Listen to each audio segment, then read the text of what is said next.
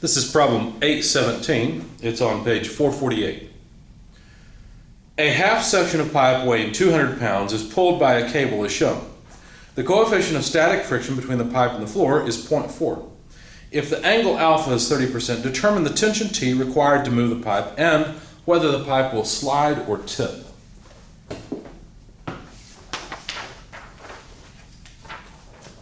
What does it look like? Well, it's a half circle with a hook and rope attached, or a cable or something like this. And I should probably wrap that farther because the angle that comes off the half circle is a 30-degree angle with respect to horizontal. That's the alpha angle they told us. The weight is 200 pounds of this half pipe section. Point A is here, point B is here, and point O is in the middle. And they didn't define point O, but I did. I thought it would be useful. The static friction coefficient is 40%. And the question is, how much tension? So what's the tension equal to? And will it slide or tip? Well, tipping means that there's enough friction for the whole thing to start rotating. Sliding means that this force has enough horizontal component, not enough vertical component, where the whole thing begins to slide. So, first thing I did was create a free body diagram. I'll put it down here and then put my equations off to the side on the right. There's a tension force T, and let's put the center here, O. And of course that tension should be perpendicular to the radius. And so the angle here must also be alpha, or 30 degrees. Somewhere on this line is the center of gravity of this thin section, and weight will act at that point. Let me just draw the weight down here at the bottom. So this center of gravity, I'm just going to put a cross through it, a point. If we're pulling this way, then any friction acting on either point A or B is going to be to the left. So here's the friction at A, the friction at B, and any normal force in A would be there, in B would be there. So these are forces from the floor. Now the height of this point is really important. The center of gravity is something we need, and I looked up the equation for that in your book. There's a table, you can find it. I don't remember the page number, but it's in the section on centroids, which is chapter 5. So there's the location. Now, I decided to go ahead and consider this triangle here. Let me highlight this triangle in red that I'm about to play with. That triangle, just for some geometry information, has angle alpha, or in other words 30 degrees. Has length r on this side, and so the vertical side would be r cosine alpha, the horizontal side is r sine alpha, or sine of 30 degrees, cosine 30 degrees. I don't know why they give us an arbitrary angle and then tell us what it is in the problem statement, but there we go. So the first thing I decided to do was to sum moments about point O, because the friction forces would pass through it. So if we sum moments about point O, taking counterclockwise as positive, we'd have negative TR, because the tension will cause a clockwise moment. And then the normal forces NA and NB will cause opposite moments, so plus NB times R minus NA times R equals 0. And so we end up with, after we cancel the R's, the tension must be equal to the difference in the normal forces between the two. Now if it's about to tip, then what that means is there's no contact here. If there's no contact, then NA and FA go away. That's okay. If NA is 0, then the tension is simply equal to NB. Simple.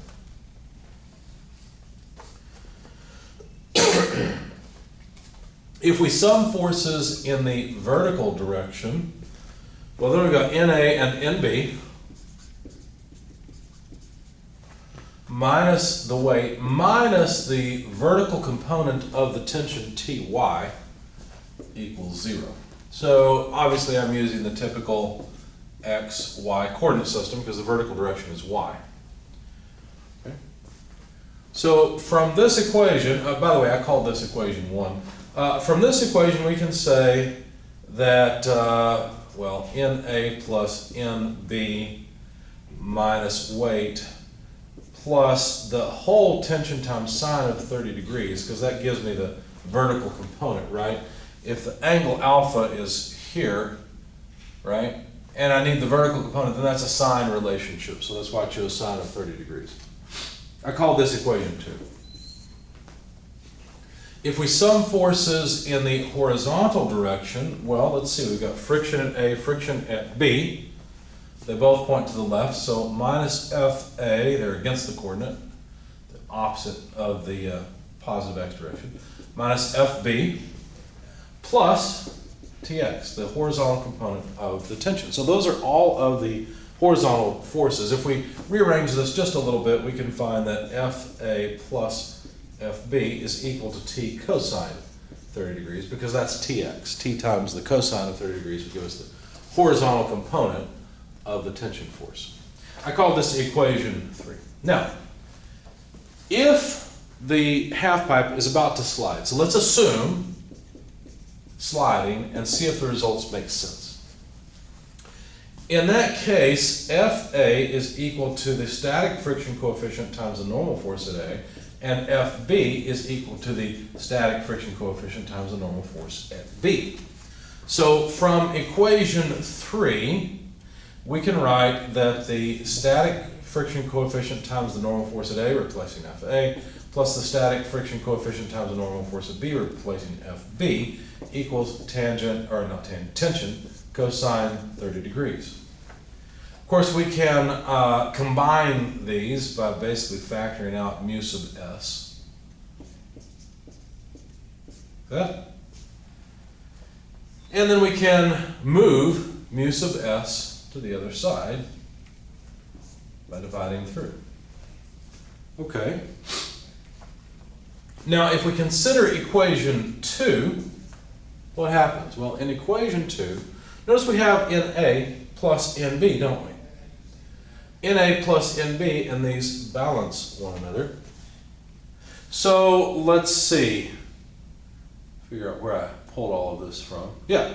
So I could replace NA plus NB into equation 2. So instead of writing NA plus NB, I'll just write tension cos 30 degrees over mu s. That is NA plus NB minus weight plus tension sine 30 degrees equals 0.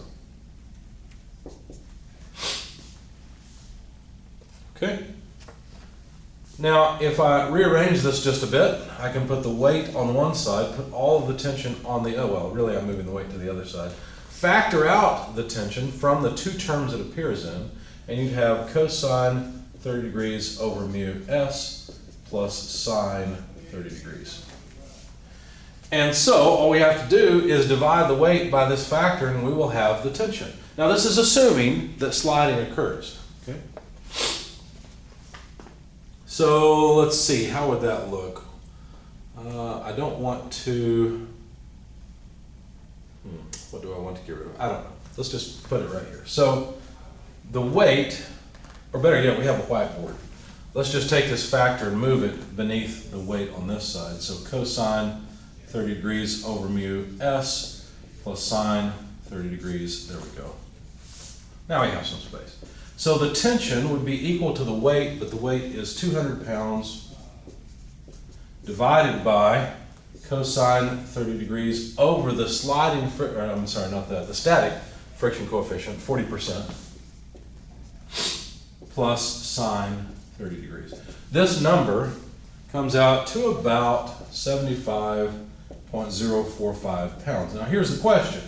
If I start pulling on this rope and I get up to 75 pounds, will it have already tipped, right? How much force would be required for the thing to tip versus slip? Well, that's the force required for sliding. Okay. How much force is required in order to tip? Well, if it's about to rotate, it's going to rotate about B. Well, what does that mean? Well, that means, so for sliding, I guess I didn't end up using my, well, at least not yet. Maybe I've used it, I don't remember. For rotating,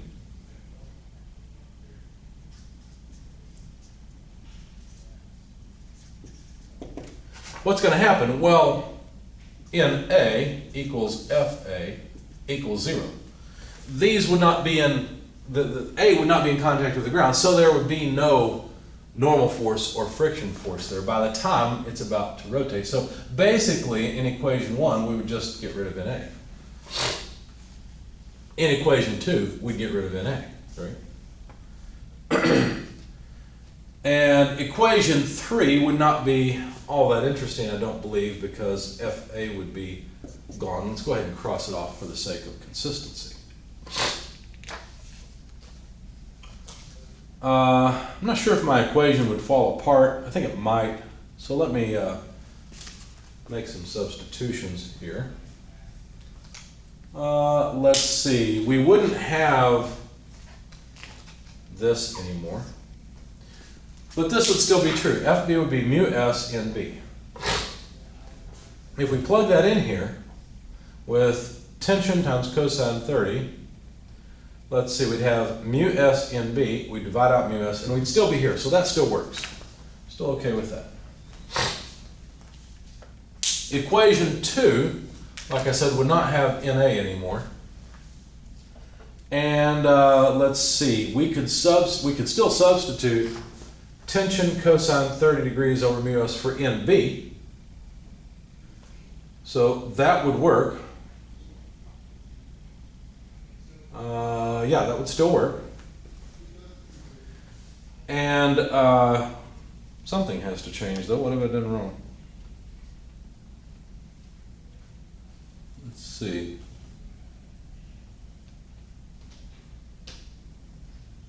Because we won't get the same result. Let's see, T equals NB. I used equation 1, I know that's true. I used equation 2, NB, yep, that makes sense. And I think what I did is I just plugged in here. So we wouldn't have, let's see, well, how would that change though? Sum of forces in the horizontal direction, that should still be okay. Well, let me show you what I did. So I put equation 1 and 2 together. And if you do that, all you do is replace NB with T. And why am I not replacing it with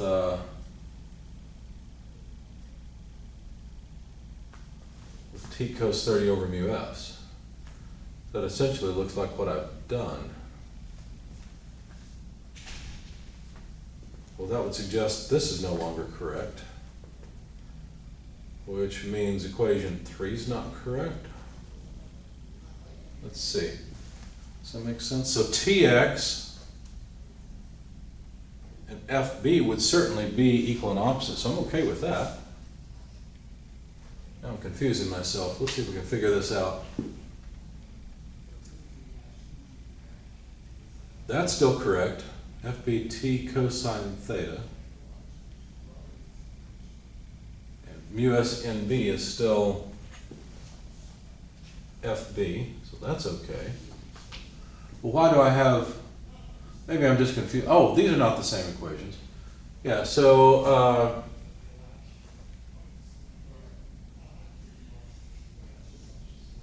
so if it's tipping, then it seems like cosine of 30 degrees would have to be equal to mu S, but that doesn't make any sense. Well, let me just go ahead and work with the sum of moments and the sum of forces, and I'll double check this. Let's think about this for a second. And if we come back, we'll see if the sum of forces in the horizontal direction makes some sense. So if we sum moments about O, and there is no force at A, well, the weight goes right through it. Tension times R makes sense. NB times R, that still makes sense. So this still has to be correct. Some forces in the vertical direction, we still have a weight down, NB up, and tension in the y direction. So that still makes sense. Of course, as soon as I stop the recording, I'll figure out what I'm doing wrong. So this suggests that the tension is equal to NB. If we make that substitution, then we're right here. Now let's see what happens. Let's just solve it from equation 2. I don't want to erase anything though, so I don't think I need that triangle. Let me work over here for a moment. All right, so we should get T plus T sine 30 degrees equals W from right here, which that makes sense. Just take the weight to the other side. Okay. T times 1 plus sine 30 degrees equals W, and so T equals W over 1 plus sine 30 degrees. So let's finish that off and then come back and see what happened. So 200 pounds over 1 plus sine of 30 degrees equals a force of 133.3 repeating pounds per. So what you see is that the tension can never get up to this level, because once the tension reaches 75 pounds, the thing starts sliding.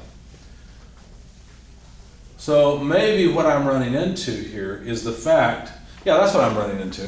Yeah, okay, it's clear now.